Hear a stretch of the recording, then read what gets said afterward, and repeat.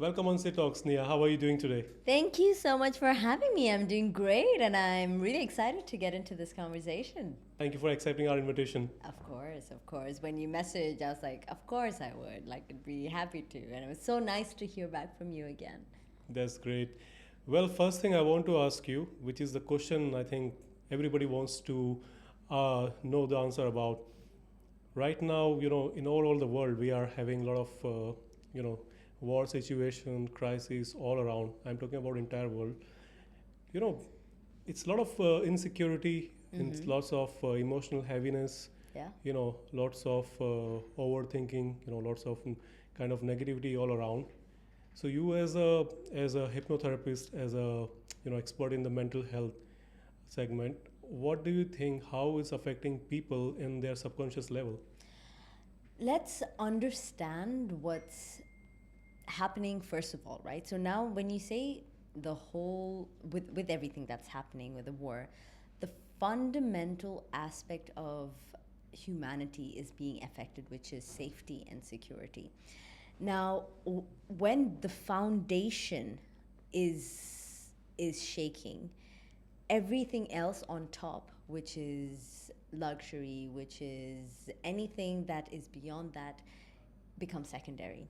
So you can see with everyone, there's a lot of uncertainty and a lot of lack of clarity, and you probably saw that in the first 2 weeks when everyone was panicking, everyone wanted to leave, and so on. But what I've noticed is it really depends on who you're talking about, who are probably in denial. And I think that's probably where I'm at, maybe. Other people like me, where there's a sense of faith in terms of, you know what, things will get better. You know what, things will pass, just like the COVID. Now, what does this tell you? This purely tells you about that person's upbringing, that person's sense of response to chaos or uncertainty. And this is not to judge anyone, this is just to purely understand how different people respond to situations like this, and the kind of environment that they were brought up in. And also, most importantly, the kind of trust that they have with the government. Whereas I can now see for myself, because of my childhood here in Dubai and my upbringing here, because of that sense of security that I had from that childhood, I wasn't exposed to, touch wood, anything that I ever had to worry about. Even in a situation like this, when I don't even know what's going to happen next month or the month after, there's a certain sense of faith.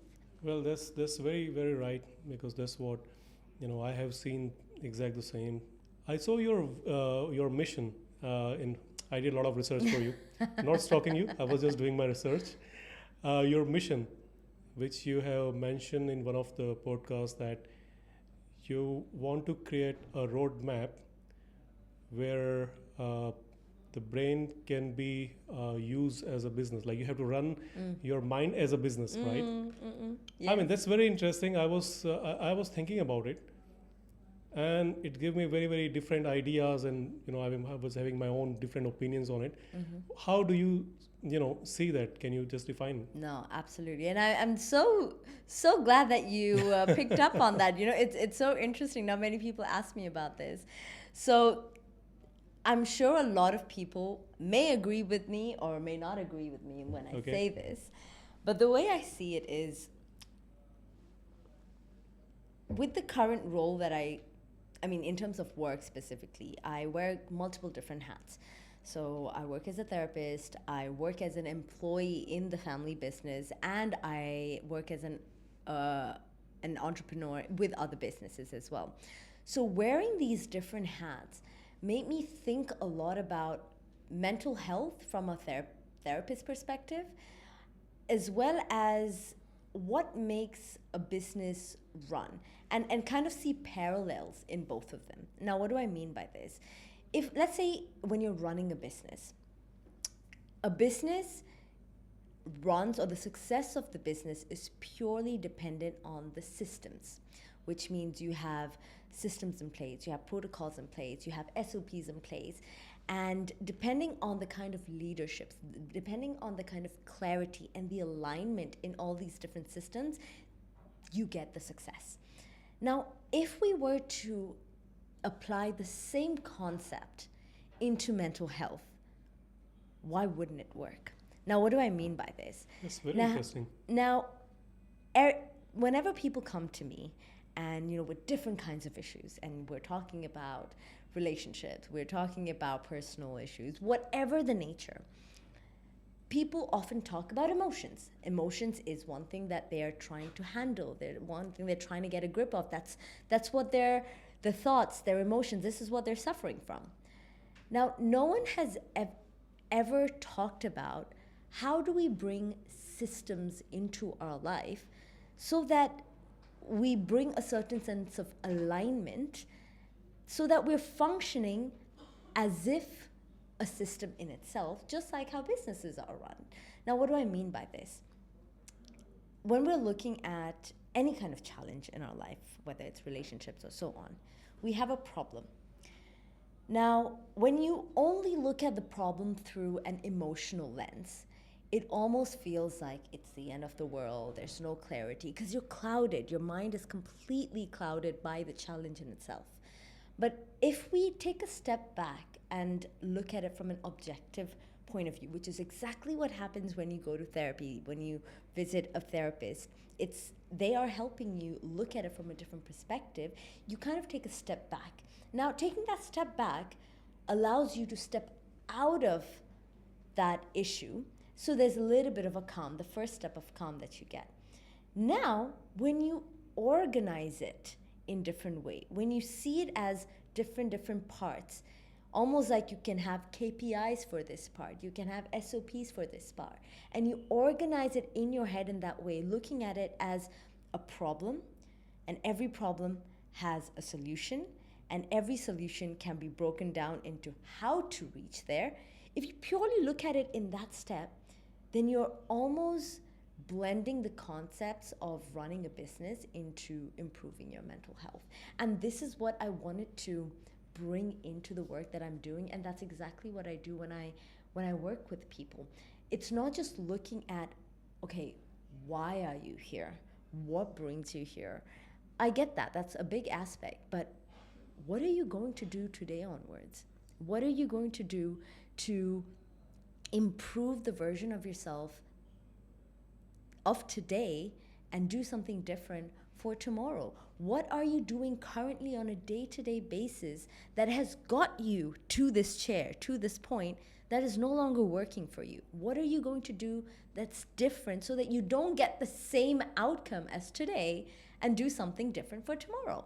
So if you just logically think about it and break things down into in that aspect, you are self-analyzing yourself so much to the point that you're not getting caught into the victimhood. You're not getting caught into the challenges that you can't fix. You're purely looking at it as, okay, what can I do about it? Right? So this is what I wanted to bring in and train people on how to do.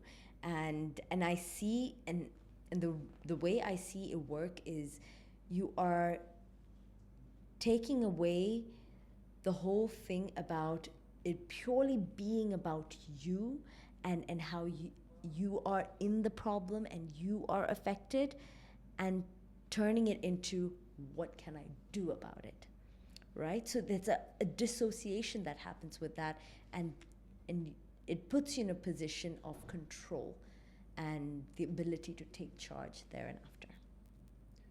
Well, that's a very interesting, explanation, and very, very, I never heard that thought of, taking your mind as your own business. Like, mind your own business, you heard a lot. Yeah.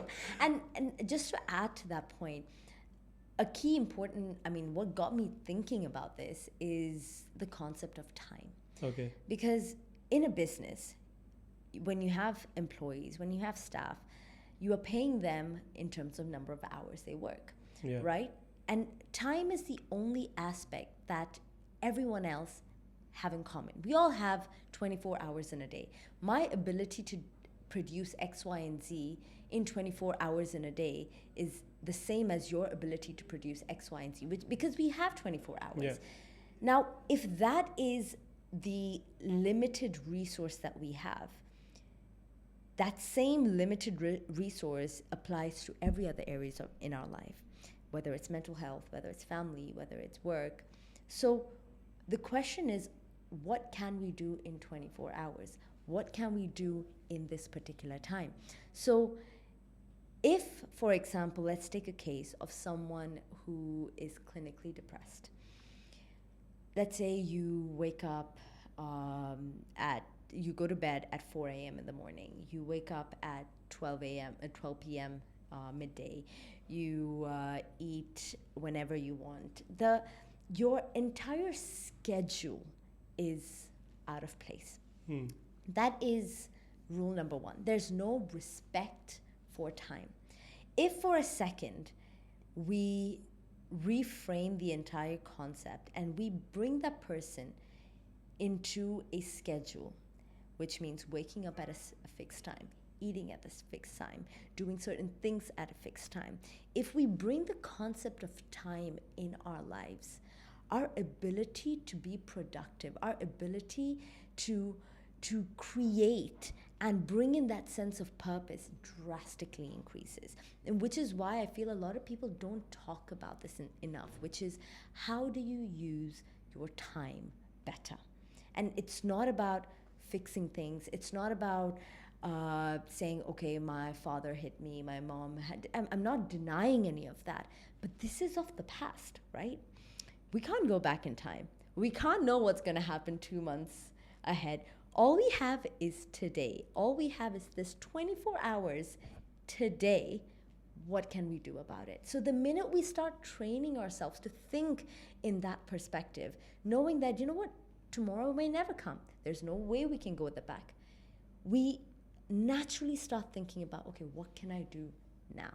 So automatically you start looking at possibilities and your potential and take ownership of your action rather than blaming and staying in that stuck position.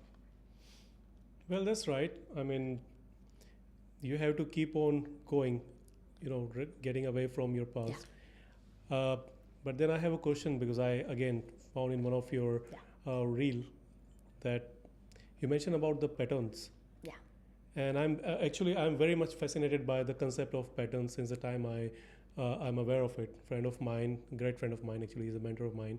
He has have his own model, which is called core print model, where he talk about the patterns and how they are early age patterns are affecting your life overall. So when you say that leave the past in the back and go ahead with the future and do things so in that way you're training your brain in certain way to get things done. Yeah. By the same time, your past impressions and the core prints, they are holding you up, and the behavioral patterns are keep happening, the same things repeating again and again in your life back. Yeah. What's your take on it? How you take the patterns affecting our life and designing the destiny? Absolutely. So being a hypnotherapist, my role is to work predominantly with the subconscious mind.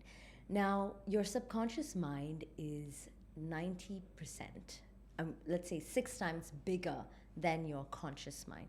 So which means it makes it about 8 to 9 times stronger than your conscious mind. So in a situation like that, any patterns that you have that is beyond your conscious awareness, that is beyond your logical thinking, it is derived through your subconscious mind, is derived through the behaviors that come from the subconscious mind. So just like exactly what you said, you have certain patterns. The reason why you have patterns is because it comes from the subconscious mind. Now, because of how big it is and how much compared to the conscious mind, it overrides your logical thinking. So whatever I told you before, this is a pure function of the logical mind when it comes to time, when it comes to things that you can control. And the reason why I focus on that is when it comes to patterns, these are things out of your control to a certain extent. But what's always in your control is your conscious mind and what you can do now. But if we're talking specifically about people who have, because of whatever things that have happened in their life, they may be in a certain grip of patterns, certain influences of the past that they cannot change or break away from. Now let's look into that. And what do people of that nature or in situations like that do? Once you become aware of the pattern, that is the first step, becoming aware. If you're living in a pattern and you're constantly facing it, a lot of the times you may not see it. Becoming aware of it, that's the very first step. Yep, Because agreed. that awareness allows you to step back and see it. And that's the first step, dissociation. Because now you can see, okay, this has happened before. Now, the minute the awareness is there, you can then question why. The minute that why comes in, this allows you to start dissecting. Because a lot of the times, once the awareness is there, it's very easy for people to be like, oh, it's because X, Y, and Z, and so on and so forth, that you understand the why, but then you don't do anything about it. But the minute you understand why it's happening and what the root cause is, you then have the ability to choose accordingly. So let's say in a what I often see in a corporate level, whenever people of a certain nature, let's say people who I'm gonna talk about a very specific case that I've had. So a client of mine, she was the firstborn in her family.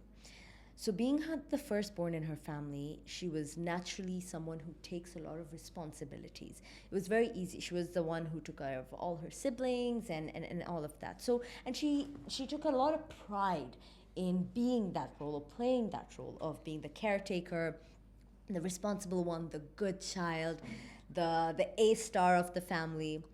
Now, when she started working, because of that identity that she had, I'm the A star, I'm the topper, I'm the one who can take responsibility. The minute she stepped into the corporate world, she had a boss who was someone who, let's say, narcissistic or a tyrant in there, or toxic. I don't want to use that word, but Understandable. just for the storytelling aspect, a toxic boss who gave her a lot of things to do, who she couldn't speak up to, who she couldn't say no to. Now, this led to her burnout. This led to her feeling drained. Now, when she came to me, her issue was, I feel drained, I feel anxious, I feel stressed, so on and so forth. Now, if I only pay attention to what she's saying, she's only going to tell me what she's feeling, which is right now I feel drained, feel burnt out, I feel anxious, and this is why I'm here. I want to feel calm. But if you really peel away the layers and you look deeper, you see that what's actually making her feel burnt out and anxious, it's not the job and the work she's doing. It's her inability to say no. It's her inability to stand up and speak for herself. It's the inability for her to feel not guilty about about asking for what she wants, which is something she never did in her life, which is something she never knew how to do, being the firstborn in the family, because she never did anything for herself. She always gave. So her pattern is giving. Her pattern is taking responsibility. So the burnout feeling, the anxiousness, the lack of sleep is just her body waking her up, saying, hey, listen, this is not working anymore. We can't keep doing this anymore. If you keep doing this, your health is going to suffer. So this is the sign that's pushing her to pay attention to the pattern that she's been playing for the entire period of her life, which is no longer working. So her biggest learning in this case was to learn how to say no, to speak up for herself, to set boundaries with her boss, to ask for what she wants, which is breaking a pattern. So until and unless she saw what pattern she was doing her entire life, she was not able to understand why she needs to do that. If I just tell her without getting her to see any of this, she'd be like, "What are you talking about? I can't do that. Why would I do that? That's bad." Right? But if she can flip the frame and see the kind of role she decided to play in that family system and how she's unconsciously bringing that into work, this is where you can change the person. When they get to see, oh, actually, the work is not a family system. Because even at work, she unconsciously attracted a boss that represented her father. Because of the pattern. And this is the patterns that we see. So we need to understand that patterns are always there as a wake-up call. They're never there to punish you. They're never there to put your life in pain. It's to make you understand there's something that you are doing unconsciously that is putting you in this exact same situation that you need to break away from, that you need to change from. So it's always, always, always about taking responsibility for why things are happening into your life, despite what has happened. Now, when I say this, you may be thinking, or usually I get questioned for this, people say, okay, what about people who go through abuse? How can you take responsibility for that? Now, to that, I would say, I'm not negating what has happened to you is good or bad. I'm not here being a judge saying, oh, this is right, this is wrong. If this happened to you, then you are the one responsible. No, that's not what I'm saying. What I'm saying is, no matter what has happened in your life, your ability to respond to it is completely in your control. Whether it's abuse, whether it's really hard challenges that you've gone through, your ability to take that challenge, turn it into something, despite the pain that you have gone through, is completely in your control. And that is what I'm saying.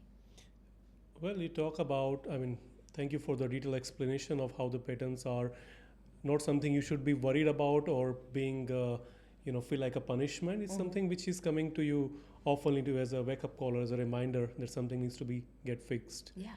I have recently read a book from a friend of mine, Chris, The Power of Zero, and it's a very interesting explanation over there about that the patterns came from your subconscious mind of your early age, from the imprints which you had. Yes.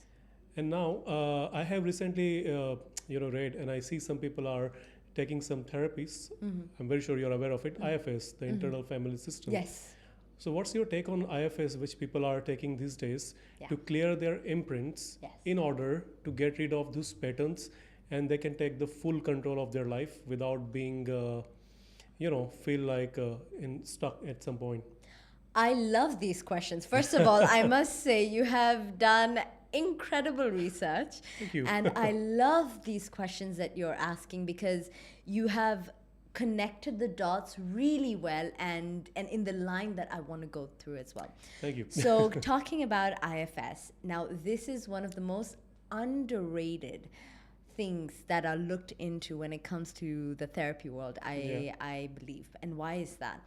Because when it comes to therapy, there are so many different approaches, models, and to be honest, it's not one size fits all. There are so many different approaches that you can approach it in very different angles, but a lot of the times people don't look into family systems for various reasons. Now, I don't want to get into why, but I want to talk more about the influence of family systems and how it can impact you and the way it does. Now, the best analogy I can give you is, have you ever seen birds fly in the sky together and they move in like one, when they fly, they move in one way. Disciplined. Or even fish underwater, they move in one motion, right? They don't do this through sight. It's not that they're calculating the angle and then they go and they say, okay, I'll stand here and you stand here. No, they don't do this. Yeah. How does that work? It works because of this field called morphic resonance. Now, what is this field? The minute you're part of a family system or any system. This can be your own family, this can be workplace, any system that you're contributing to or you come from, you naturally become part of this field called morphic resonance. Now, this morphic resonance or this field allows you to get information as part of survival from one another. And this system contains information not just through your direct family members, but also through your lineage. And it carries both strengths as well as weaknesses. Now, there's a unsaid law that governs these kind of systems, and it's all about love and union. It's all about unity. And why? Because it comes from the need to stay together, the need for security. So which means through evolution, what have we understood? Our ability to survive improved when we were living in groups. And that's something that we learned with time. So at any point we were separated from our system, our chances of survival reduced. So this is where that unity or that union or need for that comes from. Now, anytime we exclude people from these systems, we disregard them, the entire system gets affected because there's a certain law that follows. One law is give and take, which means what you give and what you take and the exchange of that. That is one law. Second law is inclusion and exclusion. Who is part of the system? Who is not part of the system? The third law is hierarchy, which means who comes first, who comes second. There's a certain order that is followed. You see the same thing at a corporate setting as well. And this is where that's what I was thinking. This is what I mean by this concepts that you can take from business and you can implement it in mental health therapy as well. Now, at any point when one of these three laws are not respected or there's a certain dissonance or lack of let's say separation in any of these, the entire system gets affected. Now, what do I mean by that? Let's look at a father and a child or a mother and a child relationship. The child comes from the parents, right? So it is a byproduct of the parents. And it's the only relationship where the parents give, life comes from the parents, and the child receives. And it's the only relationship where there's no obligation for the child to give back to the parents, and there's no obligation for the parents to take. So it's a give and take relationship where it's only one-sided. Whereas with any other human being, there needs to be a give and take. If I tell you, okay, Sid, if I just keep giving you things, I keep giving you every day, I come and give you a gift. First day you'll be like, oh wow, Nia, you're so kind, thank you so much. Second day I give you, third day I keep giving you. At a certain point, there might be something in you that feels like, why is she giving me? You know, like there's a certain imbalance that you feel that will then make you want to give me something back, right? Yeah. This feeling is called guilt. And this entire law, these three laws, are governed by guilt and innocence. When you give, you feel innocent, you feel good. When you take, you feel guilty. You feel responsible to give it back. Yes. So the entire system actually runs on these principles. So whenever any issues happen in a family system, we're even talking about abuse, we're even talking about things related to money, there is an imbalance in some area of our life, in some generation, where this give and take was not respected to some capacity. And this is exactly where separations even happen. Because our ability to receive and not feel guilty when we receive truly comes from our relationship with our parents. This is where it all starts from. Mm. So it's almost like which one came first, the chicken or the egg kind of situation. It all starts from the parents. If we truly learnt as children to receive completely, wholeheartedly from our parents without judgment, our ability to receive is immense. The minute we have taken enough, our ability to give also improves. So it's a whole cycle that happens in a family system, but it starts with the individuals. So at any point you see like issues like family property dramas or family issues where family members are fighting and or parents and or relationship issues, all of this is a byproduct at some level coming back to a give and take relationship not being respected, starting with your parents, and everything else is a pure reflection of it. And it goes back generations. Because your give and take relationship also affects your masculinity and femininity, whether you are a man or a woman. If you have not received, if as a woman you have not received from your mother, you may become more masculine in nature. When you're more masculine in nature, your relationship with your partner, who's a male partner, then gets affected because your masculinity challenges his masculinity, which then brings up his femininity. And when that issue is there, then your children get affected because they don't get the full feminine flow from their mother and their masculine father. So you see how the disruption happens. The same thing happens whether you're male or female and so on. Well, that's beautiful the way you explain. I mean, this is the first time I go in the depth of the internal family system, and now I understand why it's called internal family system, like how it's connected and shaping your whole life. Technically, the first relationship which you have in your whole life with your parents. And more so, I would say it's specifically with mothers. And I genuinely believe this, and I might get a lot of hate for saying this, saying that, how can you say this as a woman or whatever. This fight about feminism is going out of hand and going in the wrong direction. It's not about equality with men. And I think we are fighting a losing battle, and we're fighting the wrong battle, if anything. There's a certain quality of be a woman and when it comes to feminine energy that needs to be respected in a certain way. And it shouldn't be done so relative to what men are doing or comparing it to what men are doing. And with the kind of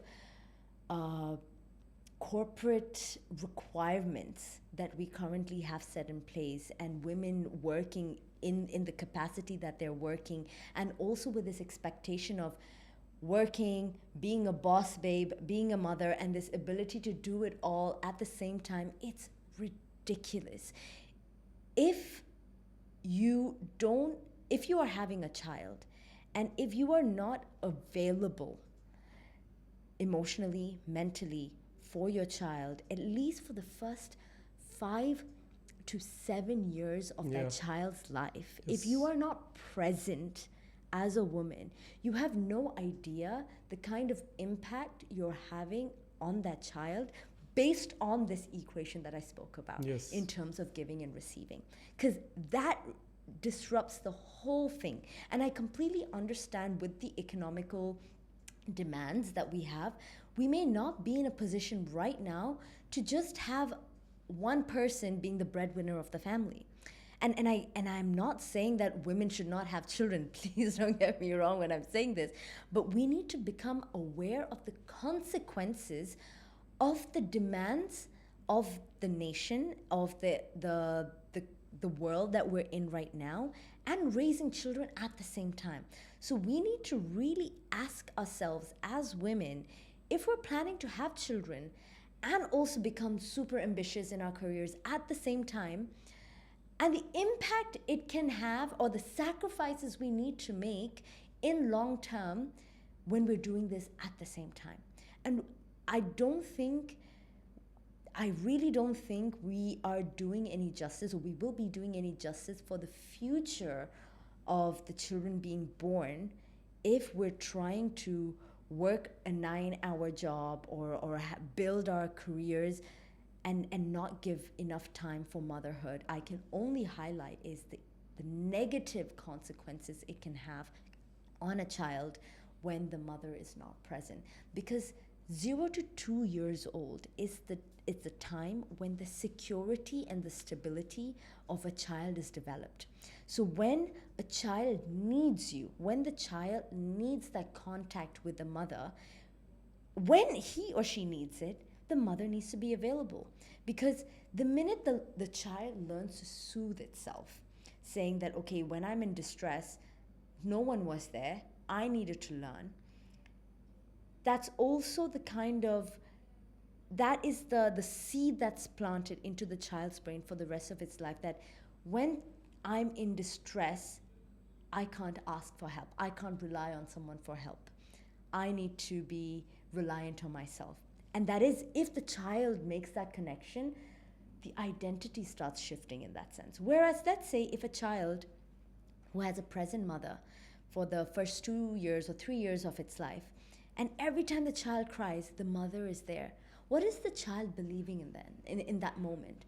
Whenever I need, and whenever I'm asking for something, my mother is giving. So that giving and receiving relationship is then balanced. That's where it helps to have a healthy internal family system, Yes.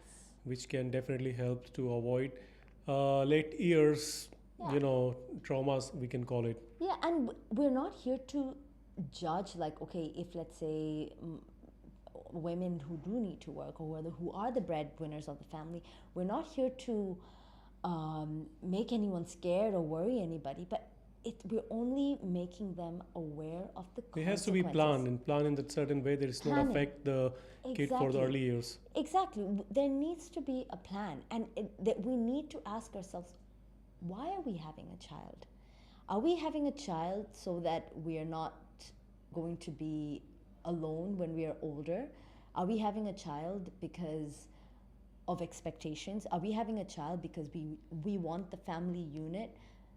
I don't think we are taught enough about the impact.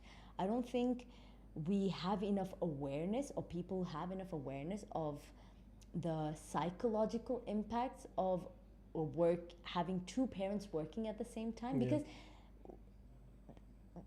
there isn't enough research on it yet, because women only started on this journey in the past, let's say 40-50 years. I would say it's fairly new, it's very new. Yeah. So I think we have yet to see the kind of impact of women now being career driven, ambitious, just like men, fighting for feminism, and the impact of it on the next generation. I think we're only waiting to see that now. Well, talking on the same point, when you discuss of how the nowadays the kids being have no need more focus than before. I mean, talk about like 30-40 years back, when when we were young, even more, it was a very healthy environment in terms of families being more closer. Relationship were not much that complicated like nowadays. Yeah. And when I say relationships, it's not only like your spouse or your friends, Yeah. siblings, your parents. Like you see your parents who have maintained relationship with Yeah. their siblings over the last 50-60 years now. Yeah. But when I see the generation from today, like of our times, because of so many accessibility of social medias, of course, like the whole environment, I feel like the relationships are more sensitive and fragile than before. And that kind of, and again, I'm talking about in general all kind of relationship. Like you see more divorces than before, more like closer, like real siblings are not in touch for each other for like 20 years. The friendship still, in a good terms, but in general, like overall relationships being not that great as they were before. Yeah. What can be the cause for that? Like, is people being too impatient or too, self-focused, or what could be the prop for that? I have a couple of theories. One being, let's say, I'm purely taking my personal life as an example, let's say with my parents. Looking at my dad's generation, he was born in India, and around the time where the whole India-Pakistan war happened, and around that time, their mentality, even his parents, their mentality was purely survival. So there's a certain order, and in terms of priorities, it was just trying to make a living, to make sure the kids are safe, and so on. That was my grandparents' thought process. Now, when he was then born, there was no war or anything like that. His mentality, because of his upbringing, where what he saw was the struggle for food, struggle for money. That became his motivation. The early which years, is early earning, years, yeah. how to make a living, how to be in a position where I never have to worry about money. That was his motivation. Now, when he became successful, and so he was very career driven. So he was the one who was the breadwinner of the family.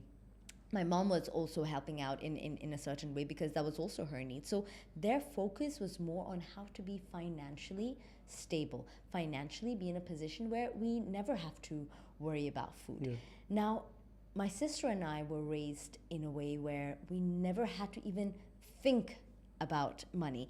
We only had to think about education. We only had to think about what more can we do? What more can we learn? What more can we expose ourselves to? So whatever our parents couldn't do, we were then taught to do.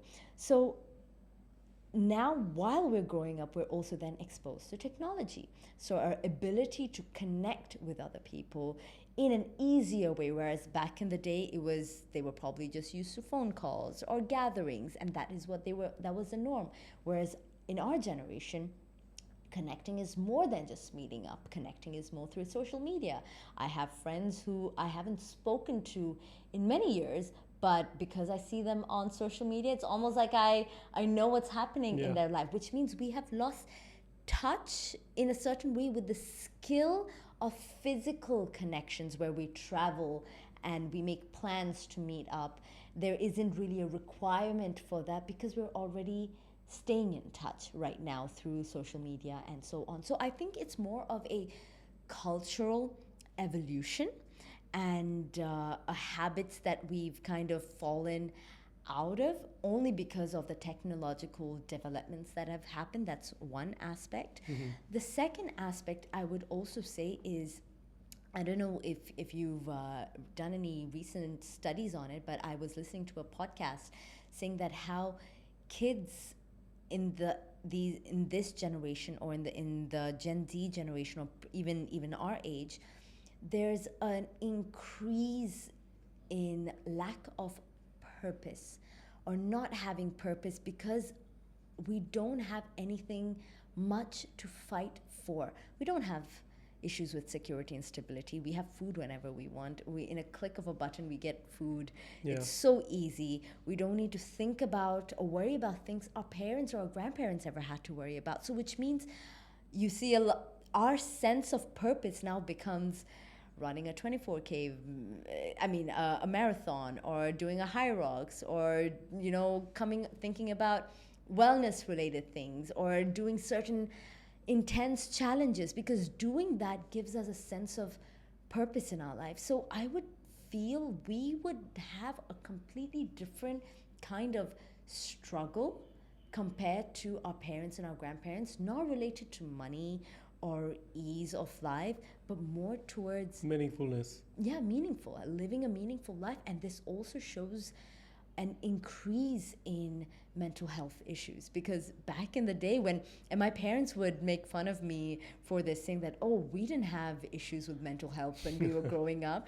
And I initially, that would really upset me, thinking like, oh, are you trying to make fun of what I'm doing, or but then I get it, because back in the day they just genuinely didn't have time to think about it, or that wasn't a priority, or like I said, in the 24 hours that they had in a day, they had enough things to prioritize, where sitting down and reflecting on their thoughts and what's happening in their life just was not a priority, or it just was not something that they had time for. Whereas now, we do have the time to sit and reflect. We do have the time to sit and worry and think about what is not working out, what's not happening, or what's not going right.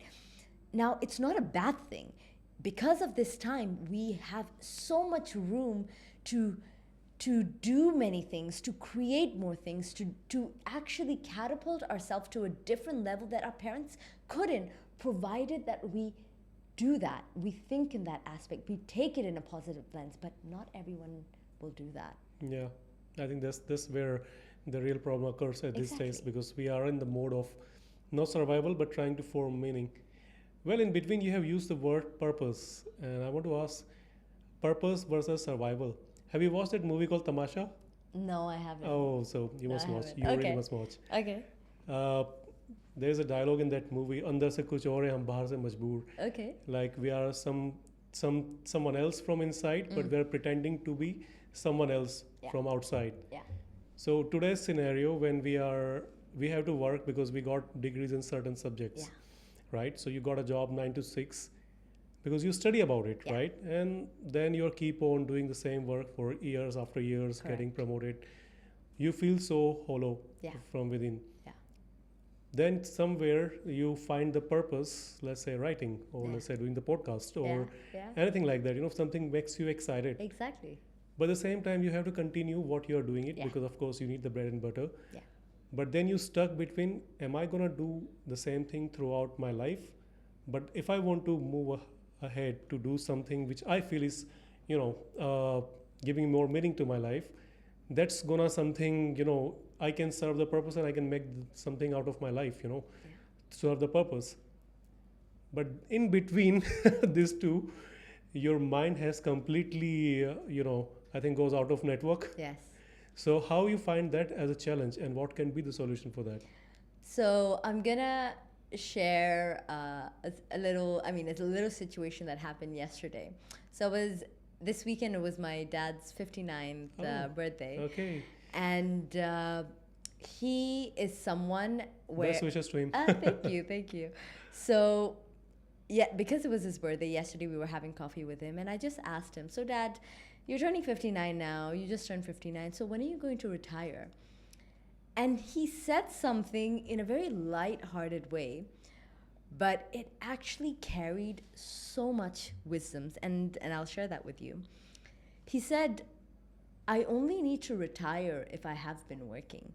Okay. I love what I do, and because I love what I do, I've never been working. I'm just creating." Now, what does that tell you? And it took me, I mean, I had to sit with it I'm for still some time. thinking. Yeah. So it made me realize that whatever you're doing, we need to probably start thinking about why we're doing it and doing things that are needed, and also doing things that resonate with us. And this probably takes me back to what you just said, where you are doing this podcast, but you have a job that pays the bills in whatever way. Now, doing that job is you doing something that's needed for your survival, security, so on. And doing this is something that drives you in a certain manner. It allows you to be creative. It's a creativity aspect. So my understanding when it comes to purpose is, I think we lose sight of what it is. We think purpose is only about having the impact that we have on other people. And it's more of a selfish thing, because Like the ego minute satisfaction. yeah, and we think about purpose as in like, okay, the kind of impact we have had on other people. So it's almost like putting ourselves in a position where, like, look at me, look at what I've done, look at what I've created for other people. But it's less about us and more of the creation process, and not really thinking about what we have created or the output. And this output can even be something that that would happen maybe 2 generations later. But it's focusing on what are we creating right now that fuels us, and not really thinking about the end goals per se, but keeping in mind you have to do what you need to do for what is needed.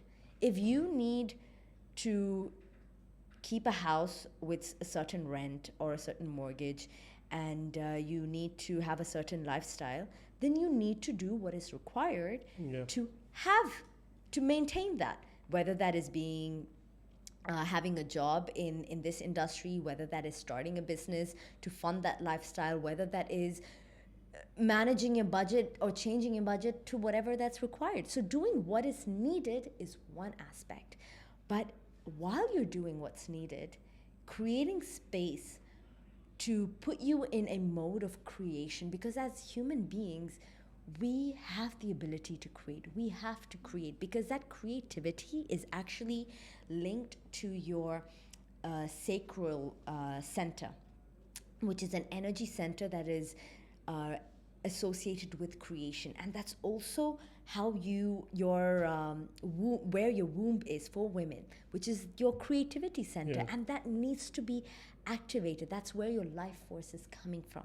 So that creativity should be alive in every human being, and the minute you are in part of that creation or in that creativity process, purpose is a natural byproduct. But what happens is the way we shoot ourselves in the foot is when we get lost into the whole idea of who we need to be in, or who we imagine ourselves to be in this short life that we have. If I have a goal that, okay, by the time I'm 60 years old, I want to be as famous as Mahatma Gandhi, or I want to be, the president of India, or whatever. I can set these goals, but it's my attachment to these goals. What happens if I'm not that? What if it's not about me being someone, but more about what I am creating? And that is what we don't think enough about. So if I were to ask you, what are you creating by doing this? By doing this podcast, what would your answer be? Well, I'm trying to create a shit. It feels like you're doing the podcast. I mean, for this podcast, I'm trying to create a positive environment, and whoever is watching to get some meaning out of it, Yeah. which can help them to serve their purpose, Yeah. and that's my purpose if Yeah. they serve their purpose. Yeah. So which means that's your push. But the minute, let's say hypothetically, now you've shared what your mission is, right? Let's say hypothetically, for whatever reason, because let's say your follower counts are not going up, you then feel that, you know what, people are not getting the positive impact. So because they're not getting it, I'm going to stop. What you've then done is a disservice, because you've then limited yourself thinking, I should be able to impact X amount of people in this time frame. You've completely shot yourself in the foot. Why have you put that limit to yourself? Why have you decided that, okay, by 2 years, I need to have 150,000 followers? But what if that following or that impact was meant to be a 10-year process? Now the question becomes, do you have the resilience to do that? Would you have the patience? Would you still have the fire within you to stick with this mission, even if it takes 10 years, 20 years, 30 years? Now, that would tell you if your mission is truly what you think it is or not. Well, that's very, very deep, and wow, that's very deep. Because this is something that I had to ask myself, and this is exactly what I had to sit with, call my own bullshit. Because when I initially started with this therapy world and started creating content online, I caught myself getting fixated on the numbers, caught myself getting lost in the reviews and the feedback. And I could see myself getting agitated. Oh, I'm not getting enough. Oh, I'm not getting enough views. And I had to sit with myself To remind yourself again and ask myself, that why why you am I started doing even this? in the first place. Why am I doing exactly? Because that's how easy it is for our ego Yeah. to get lost in it. And this is where the awareness comes in. It's very, very resolving, I must say. Like, very, very resolving, deep answer. I think my viewer has to watch it twice to get full of it. We all get lost in it, right? And this is why we need to sometimes call our own bullshit, basically. Absolutely. And you know, catch ourselves when we get lost in our own path. Well, that's a very absolute, deep and detailed answer. Thank you for that. Thank It's you. actually going to help me. I will take it. I'm being selfish and take this answer for me. yeah. And which is why there's nothing wrong with it, you know, but there's absolutely nothing wrong with it. But it's also reminding ourselves we can lie to the whole world, but we can never lie to To ourselves. ourselves, yeah. And as long as we're not doing that, then that's what matters. Great. I want to ask you something which I saw. It may be a little out of context question, but not really. Yeah. People are suffering these days a lot with procrastination, Mm-hmm. you know. Yeah. And because again, I have seen some of your videos that you've been expert in, with your therapies to help people with the procrastination Yeah. issue. But I found it a little, unclear when people say they have procrastination. I think they mixed up with the fatigue, Yeah. So there is a fatigue, there's a procrastination. Yeah. Is the procrastination is the advanced level of fatigue?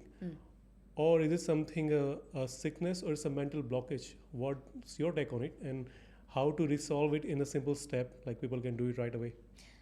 Okay, let's understand procrastination. By definition, what is procrastination?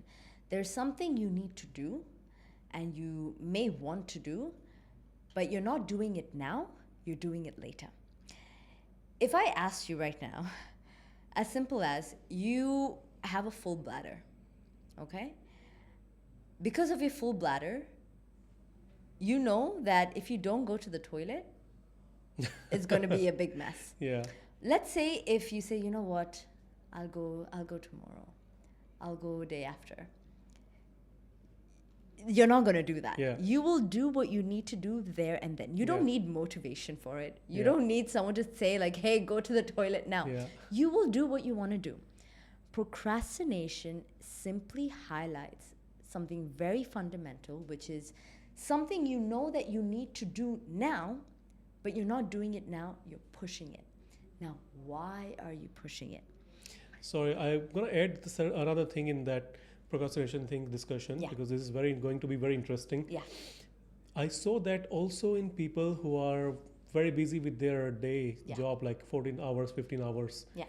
Still, they are having the same issue of procrastination Yeah. at work or out of work thing. So yeah, Yeah. just want to clarify on that. So, procrastination, fundamentally, if we take away this fact that, remove the fact that, okay, you know you need to do it, but you're not doing, okay? We need to do it is there for everyone. But the reason for why we're not doing it now, but pushing it later, is the question. And it literally comes down to two things: fear of failure or fear of success. Now, what do I mean by these two? Fear of failure is pretty self-explanatory, which Yeah. means there is something that you're not looking forwards to, so you're stalling it. Let's say if you have an exam, the best example, examination. We've all gone through this. You have an exam on the 14th of April, and you have about maybe 2 weeks to study for it. And you're like, okay, you know what, I'll study tomorrow. And then the exam day comes, the week comes maybe 2 or 3 days before you start studying for it, right? Now, what is the deeper reason behind that? There is probably an anxiety with you, which is a fear of failing that exam that you're going to do. That is one option. So you don't want to face that. So the minute you start studying for it, there's a reality that you need to face, which is maybe there's a certain risk of me not passing this exam.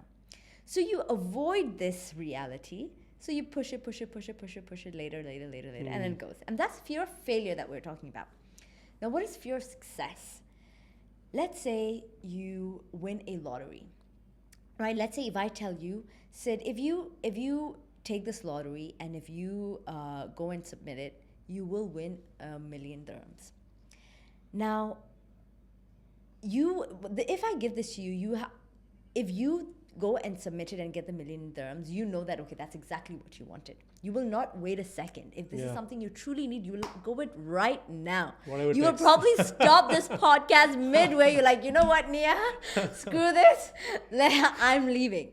But if you know in the back of your head, the minute you have money, you probably have a line of family members who maybe need the money, who probably might come and ask you for money, who, if they come and ask you for money, you don't know how to say no. You have never said no to your family. You don't know how to deal with the guilt of saying no to these family members who you probably love, but you don't want to give the money to. Yeah. And you don't want to face that reality. You would procrastinate and stall this reality of going to get this money because there's another reality that you will have to face after that you don't want to face. So it's facing a particular reality that you have in mind that you're trying to avoid, and that is the reason for procrastination. And what could be the solution for that? Like the easy steps, I know it's I mean, one is time. first identifying which one is it? Is it fear of failure?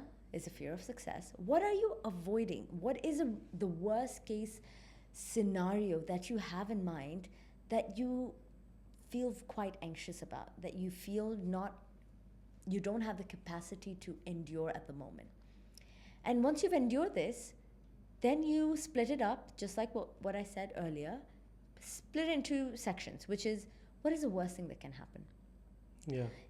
Worst case scenario, if this were to happen, what am I going to do about it? The minute you plan step by step, and this is the best exercise that I suggest to every single client of mine, make a list of all your deepest, darkest fears that you think will happen. The worst case scenario of the worst case scenario, make a whole list. Write a plan A, plan B, even a plan C for each one of them. The minute you have a plan for every single worst case scenario, your anxiety would drastically reduce. That's a very interesting. And I that's never something heard that we actually don't do. Yeah, I mean, I never heard that. Yeah, because we haven't planned to that. And that's exactly what we do with business. Like if you're an entrepreneur, what do you have in mind? You have plan A, plan B, plan C. You Yeah. need to think about it. You haven't planned for it. So you can do the same thing with every fear that you have in life. Have you made a plan? Have we made any kind of plan A, plan B, plan C for any of our fears? No, we haven't. We haven't sat down to that extent Yeah. and made a plan. And that's exactly what we're trying to avoid. That's very easy and that's very simple. And I think It's people so should. simple. Well, yeah. I mean, first of all, thank you for being on the show. I mean, because today I have researched a lot on you. Not a lot, otherwise it's gonna sound like stalking. But but we have explored only of your one part, which is of the mental health specialist. But I wanted to know more about your hypnotherapy. How does it work? The spinal energy, you do work on that. Yes, The yes. marine engineering, your family has business in. So definitely, I would love to have you again on Of our course, show. of course. Before leaving the show, I want you to, whoever is watching, our viewers, one piece of advice on these times. Not just let's not talk about only war or whatever is happening in 2026.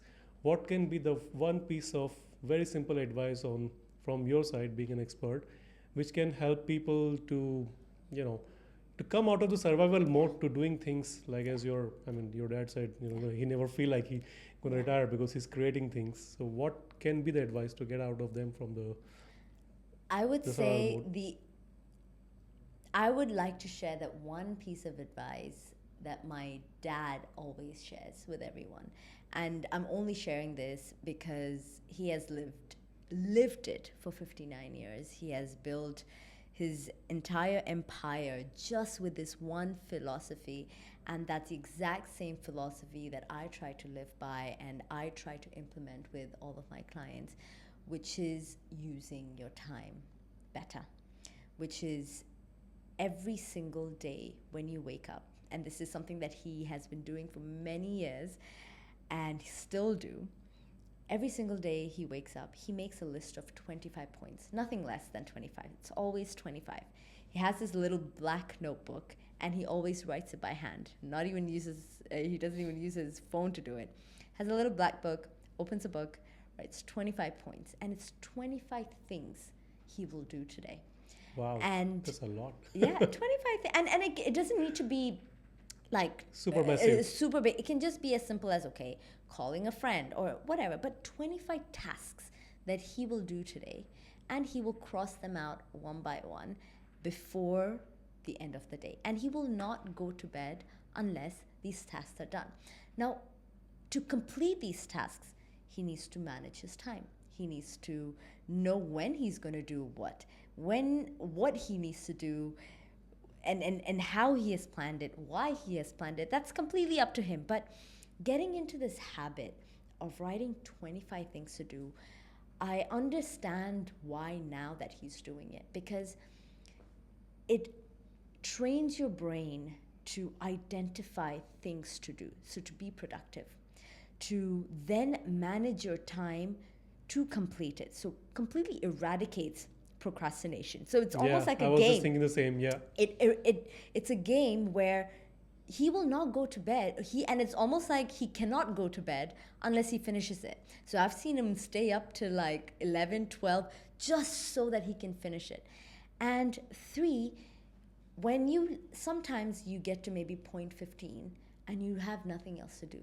So it trains your brain to find things to do.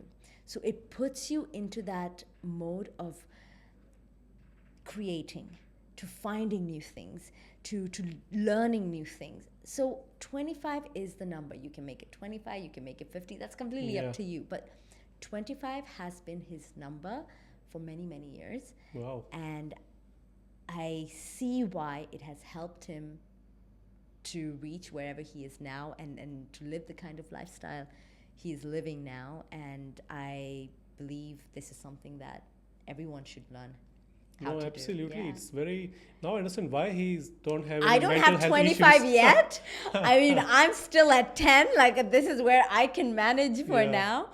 But the fact that him at his age can do 25, there's no reason why people shouldn't be doing it or can't do it.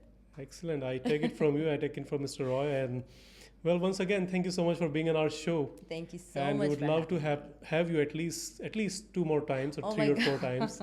Because as I said, we need to explore the other aspects as well of your personality. No, and this is, honestly, I absolutely love being on this show because of the questions you've asked and the way you have, directed the conversation. So appreciate you for this. Thank you. Still working on it. Thanks. Thank you, Sid.